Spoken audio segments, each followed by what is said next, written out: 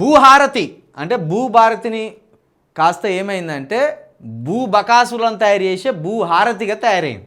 భూహారతి 100 కోట్లు, తీగలాగితే కదులుతున్న భూభారతి డొంక, కొడగండ్ల నుంచే భూ కుంభకోణానికి స్కెచ్, మీ సేవ నిర్వాహకుడి ఐడి పాస్వర్డ్ తోటే దర్జాగా భూభారతి స్లాట్ బుకింగ్లు, పోర్టల్లో లొసుగులే ఆసరాగా దందా, సాఫ్ట్వేర్ నిపుణుడి సాయంతో ఒప్పందం, జనగామ యాదాద్రి జిల్లాల్లోని పలు ఆన్లైన్ సెంటర్లు కేంద్రంగా దందా, వరంగల్ పోలీసుల అదుపులో పలువురు, సొమ్ము రికవరీకి కొనుగోలుదారులపై ఒత్తిడి, యాదగిరి గుట్ట ధరణికి ధీటుగా కొత్త పోర్టల్ తీసుకొచ్చాం అని కాంగ్రెస్ సర్కార్ గొప్పలు చెప్పి జబ్బలు చరుచుకున్నా ఇప్పుడు ఆ పోర్టల్లోని లొసుగులే ఆసరగా కేటుగాళ్లు దందాకు తెగబడడం కలకలం రేపుతున్నది.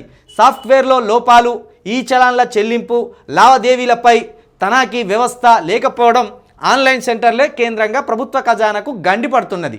5-6 రోజుల క్రితం జనగామ తహసీల్దార్ ఫిర్యాదుతో వెలుగులోకి వచ్చిన స్కామ్ ఇది.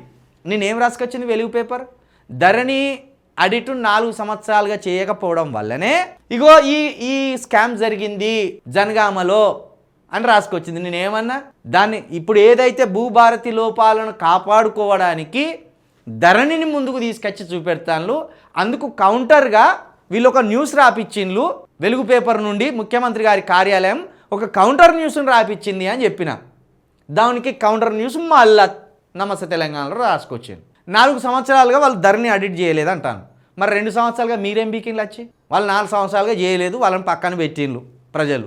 ధరణిలో మస్తు లోపాలని అనుకుందాం, ధరణి ఆడిట్ చేయలేదు అనుకుందాం. మరి మీరు 2 సంవత్సరాలు అవుతుంది కదా వచ్చి పీకిందేంది, మీరు భూభారతి పెట్టి మీరు పీకిందేంది? ఆ లోపాలను మీరు ఏం సవరించిండ్లు, ఏం సవరించి ఏం చక్కదిద్దిండ్లు?